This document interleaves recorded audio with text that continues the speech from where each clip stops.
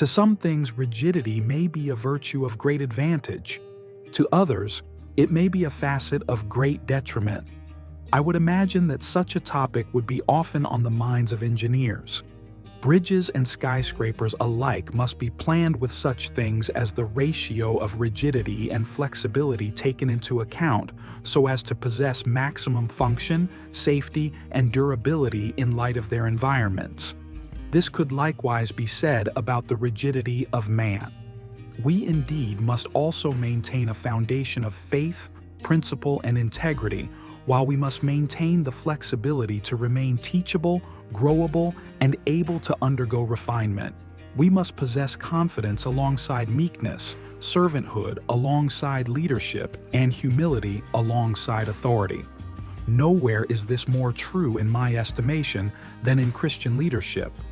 While principles and ethics may be relaxed in areas of business and the like, the Christian leader is accountable to more than profit margins and high-rise executives. Christian leaders are accountable to the Almighty to display godly character, integrity, and submission, no matter the circumstances or the temperament of the flock to which they're assigned.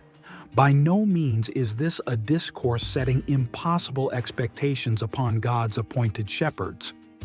They are indeed men who will stumble just as we all do, and often face circumstances that seem unwinnable. Many a legit pastor knows more than most what it's like to be unappreciated and in a constant state of fatigue. If the calling of a leader stands in question, merely look at the degree of suffering they are willing to endure for the sake of the flock, and it shall be known in short order whether he is a true shepherd or a hireling.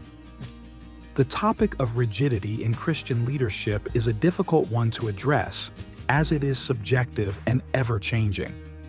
Many a division has been kindled thereby. Indeed, a shepherd must be humble and teachable, but there must also be a balance so as not to undermine the authority accompanying the calling.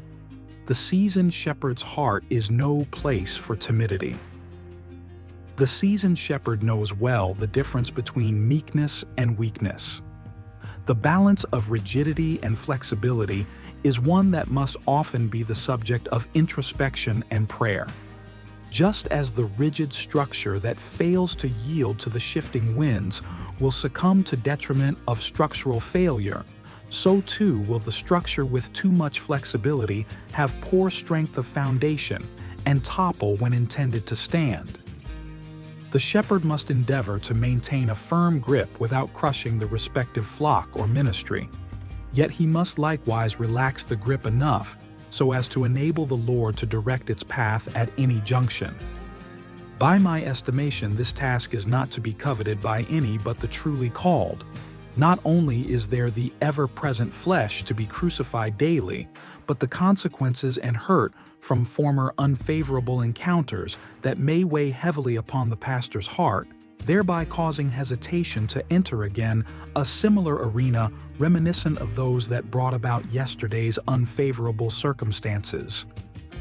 In truth, the matter will not be settled, nor perfect unity confirmed until we stand before the Lord in glory. While the key focus of this entry has rested squarely upon Christian leadership, its lessons hold weight for us all. Our lives at large, our marriages and relationships, our ethics and principles, our ministries, our businesses, and even our recreation are all defined and shaped by our rigidity ratio.